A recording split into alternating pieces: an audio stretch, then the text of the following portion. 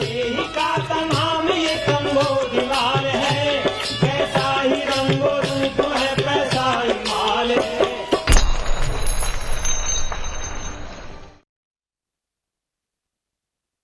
नमस्कार, मैं हूं शुभम शंकर। आप देख रहे हैं मनी 9। लेकिन आज हम नोएडा में स्टूडियो से बात नहीं कर रहे हैं, हम बात कर रहे हैं देश की आर्थिक राजधानी मुंबई से। मुंबई से बात क्यों कर रहे हैं, इसके संकेत हमने आपको कल के मनी सेंटर में दिए।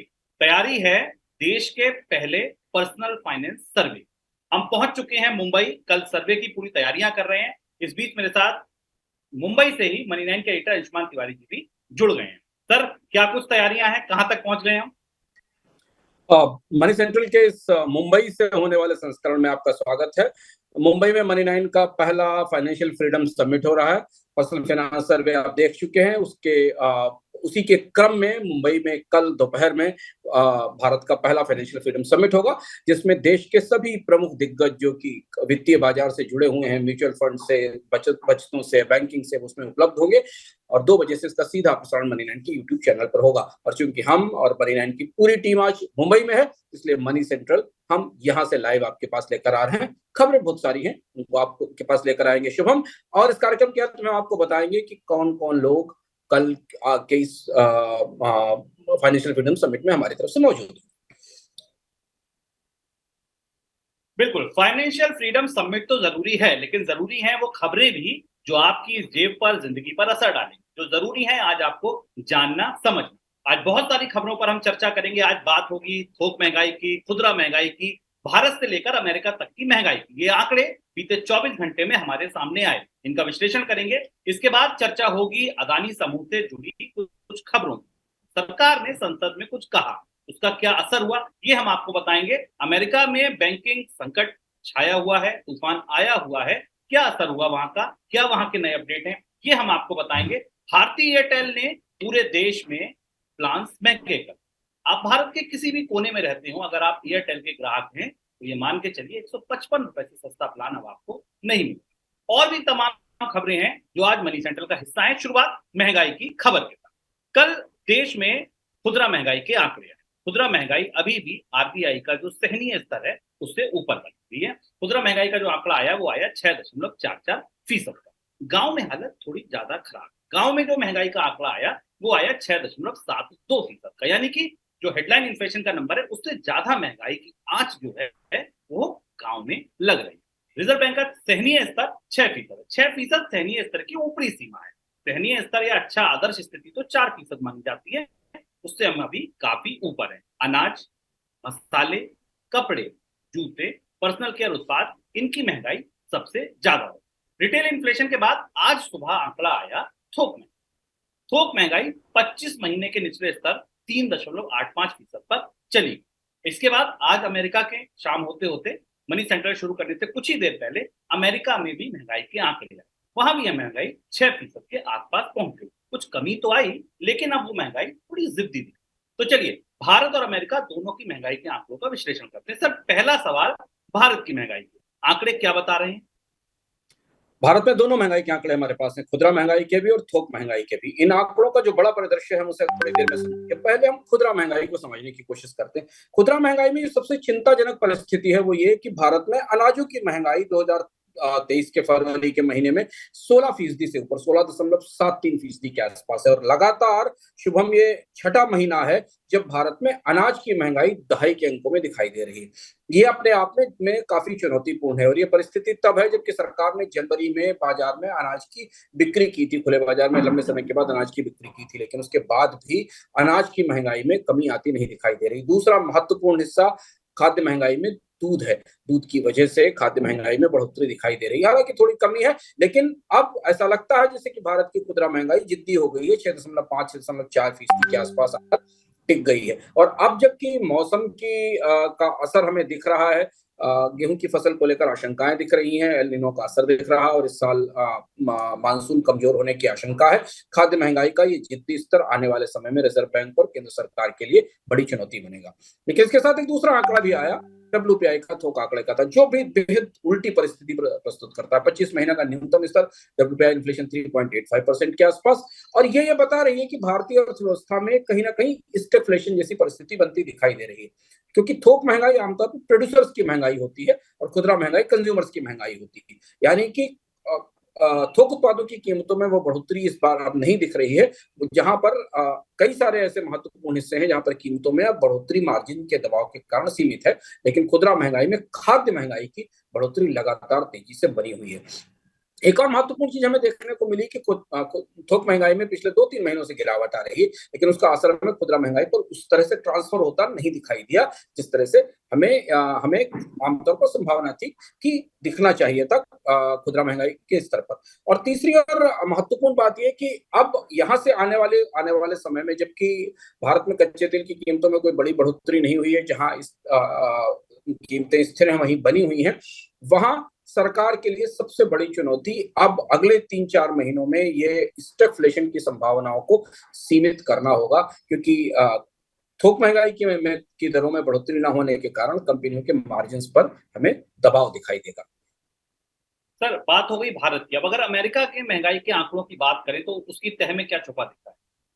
अमेरिका की महंगाई के आंकड़े में, अमेरिका में महंगाई में मामूली कमी आई, लेकिन अमेरिका की महंगाई भी खुदरा महंगाई 6% पर बनी हुई और लगभग स्टिकी सी जिद्दी सी महंगाई हो गई। अब इस बात पर सबकी निगाहें हैं कि इस महंगाई की दर की रोशनी में फेडरल रिजर्व की जो कमेटी है कर्ज की दरें तय करने वाली, वो क्या फैसला करती है, क्योंकि अभी हाल फिलहाल में SVB बैंक के हादसे से पहले फेडरल रिजर्व के प्रमुख जेरोम पावेल कह चुके हैं कि महंगाई पर नियंत्रण करना उनकी सबसे पहली जरूरत है और इस लड़ाई को से पीछे नहीं हटा जाएगा। यानी ब्याज दरों में एक बड़ी बढ़ोतरी हो सकती है, 5.5% की ब्याज दरों की संभावनाएं जाहिर की जा रही हैं। अमेरिका में तमाम साल भर की कोशिशों के बाद भी महंगाई को 6% से नीचे लाने की कोशिशें असफल होती दिखाई दे रही हैं। अमेरिका में महंगाई का सहनीय स्तर 2% माना जा रहा है और यहाँ से वो जद्दोजहद शुरू होती है कि अगर अमेरिका में ब्याज दरें और बढ़ेंगी तो बैंकों के लिए आने वाले समय में मुश्किलों में और बढ़ोतरी होगी। SVB बैंक और बाकी बैंकों को क्या बहुत मुश्किलें आने वाली हैं आने वाले समय में और इसका असर क्या हुआ, इस पर इस कार्यक्रम में हम आगे बात कर रहे हैं। चलिए अब आगे बात करते हैं भारतीय एयरटेल की ओर से बढ़ाए गए टैरिफ। देश की दूसरी सबसे बड़ी टेलीकॉम कंपनी भारतीय एयरटेल ने पूरे भारत में अपने एंट्री लेवल प्लान यानी मिनिमम मंथली प्लान जिसको आप रिचार्ज कराते हैं उसको बढ़ाकर 155 रुपए का कर दिया। ये बात शुरू हुई 2 राज्यों में, हरियाणा से, उड़ीसा से। इसके बाद आने वाले दिनों में फिर भारतीय एयरटेल ने 19 सर्कल में ऐसा किया और अब पूरे देश के 22 सर्कल में मिनिमम एंट्री प्लान को 155 रुपए का कर। इसका मतलब क्या? इसका मतलब ये हुआ कि आप भारत के किसी भी हिस्से में रहते हो और अगर आप भारतीय एयरटेल के ग्राहक हैं तो आपको कम से कम 155 रुपए खर्च करने होंगे अपने प्रीपेड मोबाइल को रिचार्ज कराने। सर, एयरटेल की ये बढ़ोतरी किस तरफ इशारा करती है? एयरटेल लगातार ये बात कह रही है कि उसे अपने एवरेज रेवेन्यू पर यूजर में बढ़ोतरी के कारण टैरिफ में बढ़ोतरी करनी होगी। ये बात स्पष्ट रूप से कही गई थी और अब जो 155 रुपए का मिनिमम एंट्री लेवल प्लान है जो काफी बड़ा है, एंट्री लेवल टैरिफ 155 रुपए काफी ज्यादा है। भारत ने 3-4 साल पहले तक 60 और 70 रुपए के एंट्री लेवल टैरिफ देखे थे जो बढ़कर लगभग 2 गुने से ज्यादा हो गए हैं। और इस एंट्री लेवल टैरिफ के साथ एयरटेल के बारे में आप ये संभावना कर सकते हैं, देख सकते हैं जो एयरटेल में खासतौर से निवेशक हैं उनके हिसाब से ये खबर थोड़ी बेहतर हो सकती है स्टॉक की दृष्टि से, क्योंकि एयरटेल अब 199 रुपए के आसपास के आरपू की तरफ बढ़ जाएगी। अभी ताजे जो आंकड़े उस हिसाब से जो तीसरी तिमाही थी पिछले साल की, मौजूदा वित्त वर्ष की जो तीसरी तिमाही थी, इसमें एयरटेल का आरपू मुझे आंकड़ों में करीब 193 रुपए दिख रहा है, जो कि पूरे उद्योग में हाईएस्ट है। और अब इस बढ़ोतरी के साथ ऐसा माना जा रहा है कि एयरटेल करीब 199 रुपए के एवरेज रेवेन्यू पर यूजर के पास पहुंच जाएगी और ये बढ़ोतरी जियो के लिए चुनौतीपूर्ण है, क्योंकि एवरेज रेवेन्यू पर यूजर किसी भी टेलीकॉम कंपनी की आर्थिक सेहत का, वित्तीय सेहत का, उसके रेवेन्यू का पैमाना होता है और ये इस बात का दबाव बनाएगा कि जियो को भी अपने टैरिफ्स में बढ़ोतरी करनी पड़ेगी। यानी धीमे धीमे हम लगभग उस तरफ जा रहे हैं जहां पर अब एंट्री लेवल प्लान 150 रुपए के आसपास शुरू तक पहुंच रहे हैं और इसका असर हमें डेटा के कंजम्पशन पर और डेटा की मांग पर दिखाई देगा। लेकिन कंपनियां ये मान रही हैं कि जिस स्तर तक 5G के खर्चे उन पर आ रहे हैं और उन्हें 5G नेटवर्क का विस्तार करना पड़ रहा है, ऐसी परिस्थिति में उनके लिए दरें बढ़ाए बिना कोई दूसरा विकल्प नहीं है। शिक्षा के बाजार में कुछ नियम बदलने वाले हैं विज्ञापन। Advertisement standard council of India यानी ASCI की तरफ से शिक्षण संस्थानों को एक निर्देश दिए जा रहे हैं, उसका ड्राफ्ट तैयार हो गया कि उनको विज्ञापनों में किस तरीके की सतर्कता बदलनी होगी। सर, क्या तैयारी चल रही है? शिक्षण संस्थाओं के विज्ञापनों को लेकर पिछले कई दिनों में कई सारे सवाल उठते रहे हैं। शिक्षण संस्थाएं आप सफल होने वाले वाले छात्रों को, टॉप करने वाले छात्रों को काफी बेहतर ढंग से प्रस्तुत करती हैं। जो advertisement standard association of India है, उसने हाल फिलहाल में आपको याद होगा कि बायजूस के विज्ञापनों को लेकर भी सवाल उठाया था। जो नई गाइडलाइंस जारी की गई हैं, उसमें अब शिक्षण संस्थाओं को यह निर्धारित करना होगा कि जो बच्चे बहुत अच्छे मार्क्स नहीं लाते हैं, जो बहुत अच्छे नंबर लेकर नहीं आगे आते, उन्हें खराब तरीके से, उन्हें पिछड़े हुए तौर पर, उन्हें हारे हुए या उन्हें निराश लोगों के तौर पर सामने पेश न किया जाए। शिक्षण संस्थाएं अपने विज्ञापनों में प्रचार तो करें अपनी सफलताओं का, पर ध्यान रखें कि उससे जो उस तरीके की सफलताएं हासिल नहीं करने वाले छात्र हैं, उनके मनोविज्ञान पर असर न पड़े। ये पहली बार हो रहा है जब शिक्षा क्षेत्र में जो संस्थाएं हैं, उनके विज्ञापनों को लेकर नए पैमाने तय किए जा रहे हैं। बिल्कुल, तो यानी कि आने वाले दिनों में अगर ये नियम आ गए और ये नियम सख्ती से लागू हुए, तो आप अपने आसपास ऐसे एडवर्टाइजमेंट होते नहीं देखेंगे जहां विषय पर या किसी बच्चे को बहुत ज्यादा फोकस किया जाएगा, जिससे दूसरों पर असर ना पड़े। अगली खबर अदानी समूह। पहले आपको बताते हैं कि अदानी समूह के शेयरों का हाल क्या है। आज अदानी ग्रुप के 10 के 10 शेयर लाल निशान में बंद हुए, गिरावट के साथ। लोअर सर्किट लगा आज अदानी पावर में, अदानी टोटल गैस में, अदानी ट्रांसमिशन में, अदानी विलमेर में और NDTV के शेयर। 5 शेयर ऐसे थे जो लोअर सर्किट के साथ बंद हुए। ग्रुप की फ्लैगशिप कंपनी अदानी ट्रांसमिशन का शेयर 7% से ज्यादा टूट गया। इसके अलावा ACC के शेयर में भी 2% की गिरावट थी। और इसके अलावा अगर आप देखें, अंबुजा सीमेंट भी 4% से ज्यादा टूट गए, यानी कि 10 के 10 शेयर गिरावट के साथ बंद। सर, आज क्या कोई खास वजह थी जिसकी वजह से ये शेयरों में बिकवाली देखने को मिली? शुभम, अडानी के शेयरों में आज बाजार में तेज उतार चढ़ाव दिखा, और जैसा हम लगातार बता रहे हैं मनी सेंट्रल में कि अडानी के स्टॉक्स में दोनों तरफ बड़ा और काफी वोलेटाइल मूवमेंट दिख रहा है। हुआ ये कि संसद में आज भी अडानी समूह को लेकर और हिंडनबर्ग की रिपोर्ट और तमाम आरोपों को लेकर हंगामा हुआ। इसके साथ ही संसद को एक सवाल के जवाब में सरकार का एक जवाब भी सामने आया कि अडानी समूह की सेबी ने जांच शुरू कर दी है। ये बात सरकार ने स्वीकार की। हालांकि सरकार ने यह भी कहा कि उसकी तरफ से कोई कमेटी नहीं बनाई गई है अडानी समूह की जांच के लिए, लेकिन सेबी यानी मार्केट रेगुलेटर इसकी जांच कर रहा है। आपको पता होगा कि सेबी मार्केट रेगुलेटर को जांच करने का आदेश सुप्रीम कोर्ट ने दिया, और इसके अलावा सुप्रीम कोर्ट की कमेटी भी जांच कर रही है। इसके अलावा एक और मुद्दा जो अडानी समूह के पास के खिलाफ है, जिस पर लगातार सवाल उठाए जा रहे हैं, वो इंडोनेशिया से कोल के इंपोर्ट का है। सरकार की तरफ से संसद में कहा गया कि इसकी जांच पूरी नहीं हुई। फिलहाल सरकार की तरफ से आधिकारिक रूप से देश के सर्वोच्च संवैधानिक संस्था के मंच पर स्वीकार कर लेने से कि अडानी समूह की जांच शुरू हो गई और सेबी ने इसकी जांच शुरू कर दी है, बाजार में अडानी समूह का सेंटीमेंट या उसके शेयरों के बारे में नजरिया खराब हुआ।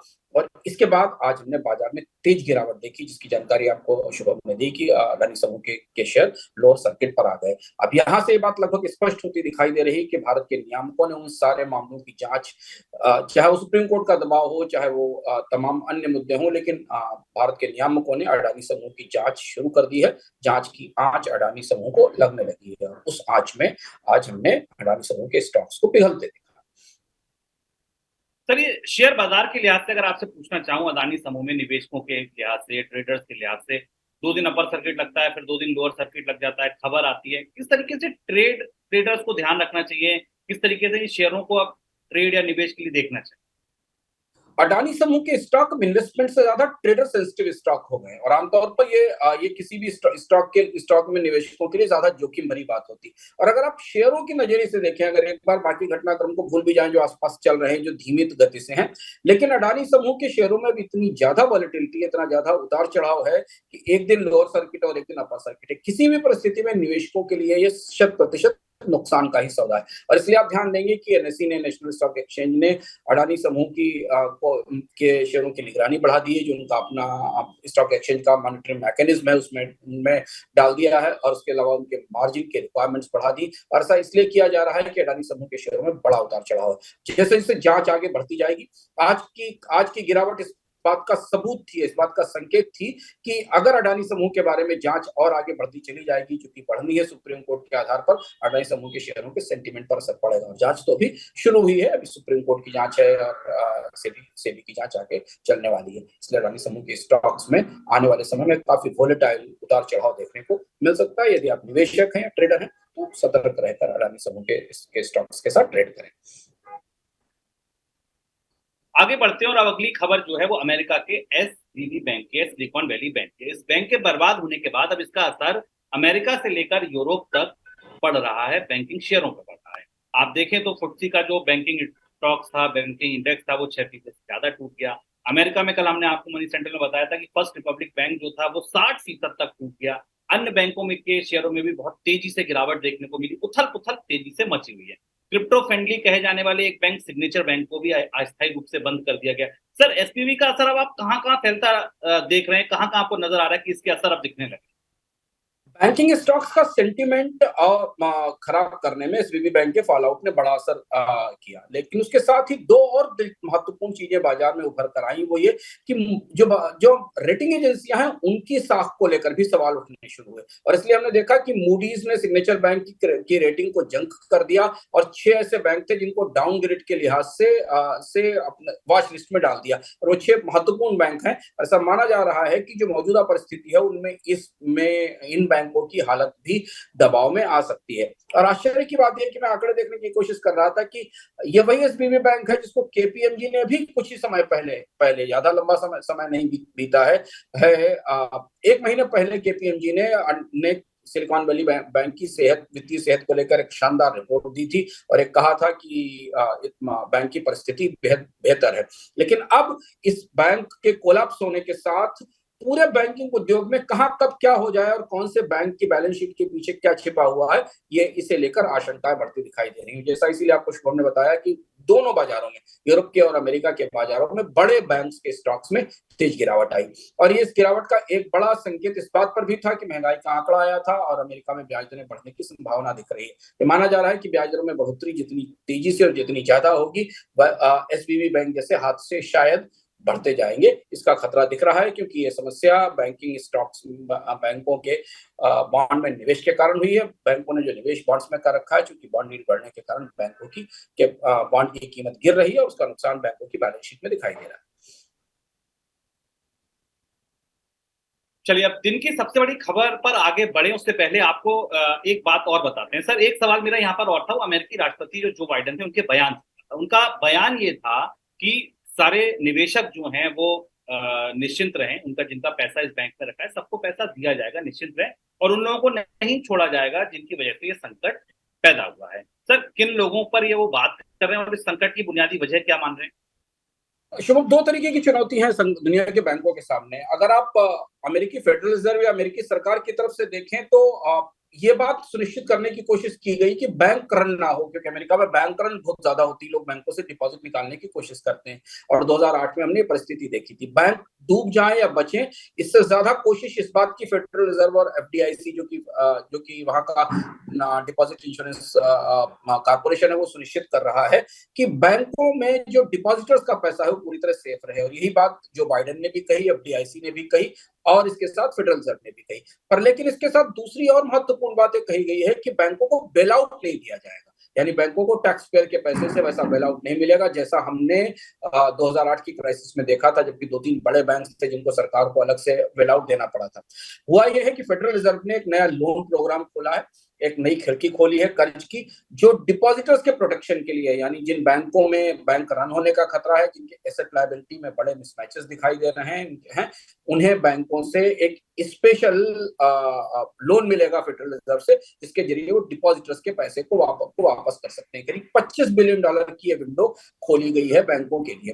तो अगर इस लिहाज से देखें तो अमेरिका के बैंकों में बैंक रन होने का खतरा सीमित होता जा रहा है, क्योंकि एफडीआईसी और फेडरल रिजर्व बैंकों में जो डिपॉजिटर्स का जमा है उसको सुरक्षित करने के लिए आगे आ गए हैं। यानी ये परिस्थिति 2008 की तुलना में काफी बेहतर है, क्योंकि अब अमेरिका के नियामकों ने बहुत तेजी से सक्रियता दिखाई। तो सब आपको बता चुके हैं कि सिलिकॉन वैली बैंक को 24 घंटे के अंदर ही बंद करके रिसीवर वहां बिठा दिया गया, सिग्नेचर बैंक को तुरंत बंद कर दिया गया। तो डिपॉजिटर्स की आशंकाओं को दूर करने की कोशिश की गई है, क्योंकि वहां से सबसे ज्यादा खतरा है। लेकिन इसका दूसरा पहलू ज्यादा चुनौतीपूर्ण है। जहां सरकार का कोई नियंत्रण नहीं है, या एफडीआईसी का कोई नियंत्रण नहीं है, या फेडरल रिजर्व का कोई दखल नहीं है। वो दूसरा तरीका यह है कि SVB bank asset liability mismatch में जाकर फंस गया है। और पहली बार हमने देखा कि ये एसेट लायबिलिटी मिसमैच शुभम उन बॉन्ड्स में निवेश के कारण आया जो दुनिया के सबसे सुरक्षित बॉन्ड माने जाते हैं, अमेरिकी सरकार के ट्रेजरी बॉन्ड्स में। ऐसा लगता है जैसे कि बैंकों को ये लगातार ये जो नैरेटिव बिल्ट हो रहा था कि ब्याज दरों में बढ़ोतरी अब आगे नहीं होगी, ब्याज दरों में बढ़ोतरी सीमित हो सकती है, इसके कारण उन्होंने समय पर अपने एसेट और लायबिलिटी के मिसमैच को दूर करने की कोशिश नहीं की, और जिसके कारण ये संकट अमेरिका के कई बैंकों पर अब छाया हुआ है, जिसमें से कई बैंक डाउनग्रेड के लेवल पर पहुंच गए हैं। लेकिन जो सबसे बड़ी चुनौती आने वाली है वो आ रही है उस बाजार के लिए शुभम, जिस बाजार को सिलिकॉन वैली बैंक जैसे बैंक पैसा देते थे, जो है स्टार्टअप फाइनेंसिंग का मार्केट।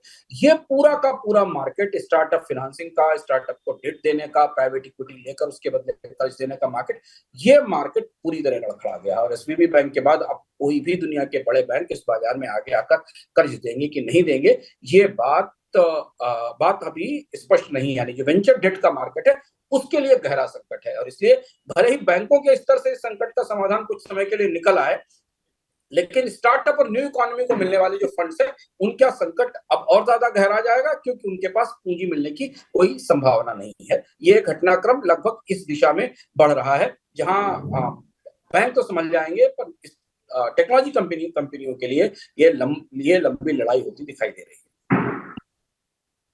आप सोच रहे होंगे अदानी समूह पर बात हो गई, जिनकी बड़ी खबर नहीं बोला। आप सोच रहे होंगे कि बात एसवीबी बैंक पर हो गई, जो बीते 2 दिन से हम दिन की सबसे बड़ी खबर बता रहे थे, आज वो भी सबसे बड़ी खबर नहीं। तो फिर आज सबसे बड़ी खबर है क्या? आज दरअसल सबसे बड़ी खबर है चीन। आज सबसे बड़ी खबर है रूस। आप कहेंगे रूस चीन दोनों से एक साथ कहते, तो दरअसल बात यह है कि भारत की ओर से ये कहा गया है कि रूस से जो तेल आप खरीद रहे हैं, इसका पैसा आप युआन में ना करें। चीन चर्चा में है, चीन काफी आक्रामक तरीके से आगे बढ़ रहा है युआन का दबदबा बढ़ाने में। रूस के तेल का भुगतान युआन में नहीं किया जाएगा तो फिर किस में किया जाएगा, कैसे किया जाएगा? रूस क्यों कह रहा है कि आप युआन में करें, डॉलर में क्यों नहीं कह रहा है? ये तमाम चीजें समझते हैं। सर पहले यही समझाइए, ये पूरा मामला क्या है कि आप पेमेंट की बात युआन में क्यों?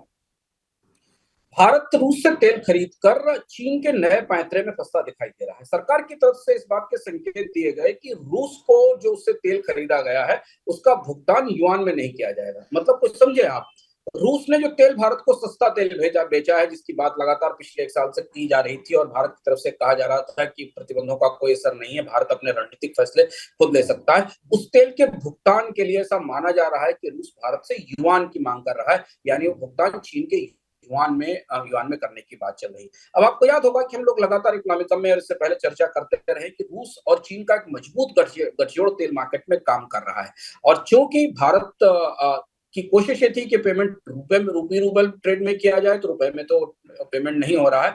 युआन में भुगतान के कारण भारतीय बैंकों पर और भारतीय तेल आयातकों पर, उसमें भी बड़ा हिस्सा प्राइवेट तेल आयातकों का है। आज ही सूचना मिली कि भारत में आए तेल में, रूस से आए तेल में 45% तेल रिलायंस और नायरा जैसी कंपनियों ने खरीदा है। इनसे रूस की कंपनियां युआन में भुगतान मांग रही है। वैसा इसलिए कर रही है क्योंकि डॉलर के इस्तेमाल को लेकर रूस में समस्याएं हैं, रूस सैंक्शंस में है, और जो देश दुनिया में सैंक्शंस को नहीं मान रहे हैं उनमें चीन ही एक ऐसा देश है जिसकी मुद्रा रूस स्वीकार कर रहा है, और एक किस्म से रूस का युआनाइजेशन हो रहा है। तो युआन में वो पेमेंट लेकर उसे चीन से बाकी चीजों के सामानों के आयात में इस्तेमाल करेगा। भारत की दुविधा यह है कि भारत को रूस के तेल के भुगतान के लिए ये कहना पड़ा है कि अगर ट्रेड सेटल किया जाना है तो अगर युआन में नहीं बल्कि उसे दिरहम में सेटल किया जाना चाहिए, यानी भारत एक तीसरे देश की करेंसी में रूस को भुगतान करना चाहता है। ये बड़ा पेचीदा सा मामला है, और इस पेचीदा से मामले में भारत इस तरह से फंस गया है। शायद ऐसा लगता है जैसे कि रूस और चीन की जो दोस्ती हाल फिलहाल में पर्दे के पीछे चल रही थी तेल के बाजार में, उसने भारत को उलझा दिया है, और उस उलझाने में भारत को दिरहम की मदद से इन भुगतानों को करने की कोशिश करनी पड़ रही है। और इससे एक चीज और महत्वपूर्ण संकेत मिलता है शुभम, कि रूस और चीन मिलकर डॉलर को तेल के ट्रेड से कम जितना ट्रेड वो कंट्रोल कर सकते हैं, वहां से डॉलर में भुगतानों को रोक रहे हैं और उनको डिस्करेज करने की कोशिश कर रहे हैं, और इन ट्रेड में युआन एक महत्वपूर्ण मुद्रा बनकर उभर रहा है। सर ये दोस्ती कहां तक आपको लगता है जाती दिख रही है चीन की और रूस की, और आगे इसके क्या मायने होते दिख सकते हैं भारत के लिए, दुनिया के बाजारों के लिए?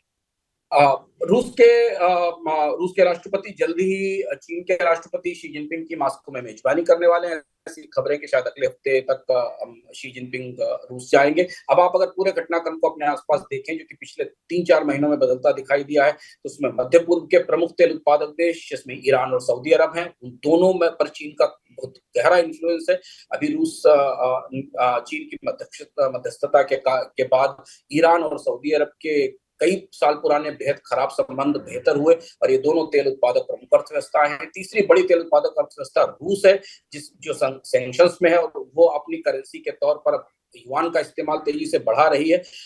जो पूरी तेल इकोनॉमी के जो प्रमुख ध्रुव है, जिनमें कि अमेरिका को अगर आप बाहर करते हैं और यूरोप के नॉर्वे जैसे देशों को बाहर कर दें, तो दुनिया में तेल इकोनॉमी के बड़े सेंटर हैं, ऑयल और एनर्जी गैस इकोनॉमी के जितने बड़े केंद्र हैं, सऊदी अरब, रशिया और ईरान, यहाँ चीन की घुसपैठ काफी ज्यादा गहरी हो चुकी है और चीन धीमे धीमे इन सारे बाजारों में युआन को अल्टरनेट करेंसी के तौर पर प्रस्तुत कर रहा है, आगे बढ़ाने की कोशिश कर रहा है। भारत के लिए डिप्लोमेटिक के तौर पर ये एक बड़ी चुनौती है, क्योंकि तेल बाजारों में अगर युआन डॉलर की जगह आ गया शुभम, और तेल उत्पादक देशों ने भुगतानों को युआन में स्वीकार करना शुरू कर दिया, जिसका संकेत रूस ने दिया है, तो बाकी तेल उत्पादक देश भी अगर युआन में चीन के दबाव में युआन में भुगतान मांगने लगे, तो फिर ये एक किस्म से भारत के लिए डिप्लोमेटिक और कूटनीतिक तौर पर बड़ी चुनौती होगी कि भारत और चीन के संबंध बुरी तरह चुनौतीपूर्ण है और सीमा पर गहरा तनाव है। और भारतीय अर्थव्यवस्था या भारत की सरकार अपने तरह से रुपए में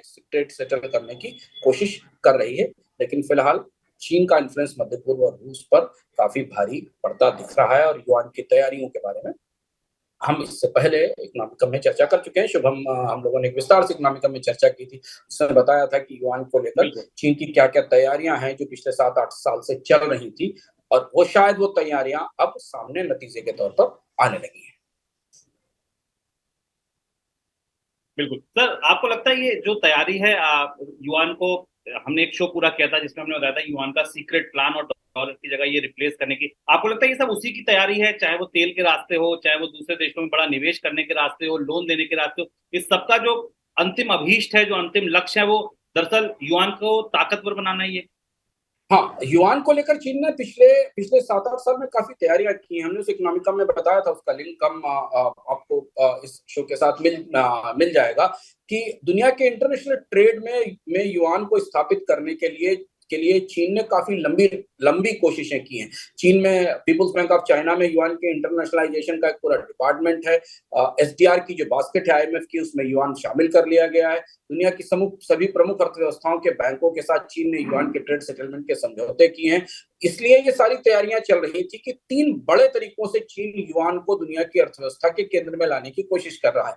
एक तो कर्ज के जरिए, जो बड़ा कर्ज दे रखा है जिन देशों को, वहां तो ट्रेड और डील और सेटलमेंट युआन में ही हो रहे हैं। जैसे आप अभी पाकिस्तान की परिस्थिति देखिए कि पाकिस्तान को से समझौता हुआ था कि पाकिस्तान को युआन देगा और युआन से पाकिस्तान रूस से तेल खरीदेगा, तो पहला हिस्सा ये। दूसरा, जिन देशों में के साथ चीन की ट्रेड में बड़ी ही भागीदारी है, या जो देश दुनिया में ट्रेड में चीन को या तो एक्सपोर्ट करते हैं या चीन से इंपोर्ट करते हैं, जैसे सऊदी अरब का और ईरान का चीन से बड़ा रिश्ता है। चीन उनका बड़ा एनर्जी बायर है और चीन बड़ा सामानों का सप्लायर है। तो दूसरे तरह से चीन इस बाजार में युआन को स्थापित करने की कोशिश कर रहा है। कूटनीतिक रूप से एक बड़ा एनर्जी ब्लॉक बनाने की कोशिश बनती दिख रही है। हालांकि अभी ढीला ढाला है, अभी परिस्थितियां बहुत स्पष्ट नहीं है, लेकिन रूस, ईरान और सऊदी अरब, तीनों वो देश जो आमतौर पर अमेरिका के विरोध में है या विपरीत है इस समय दुनिया की बिसात पर, उन्हें चीन पीछे से खड़े होकर एक नए एनर्जी और गैस ब्लॉक की बनाने की तैयारी कर रहा है। क्योंकि हमें फिर ध्यान रखना जरूरी है कि पेट्रो डॉलर की जगह पेट्रो युआन आ गया, यानी पेट्रोलियम के ट्रेड में युआन एक महत्वपूर्ण करेंसी के रूप में सामने आया, तो इससे दुनिया का जो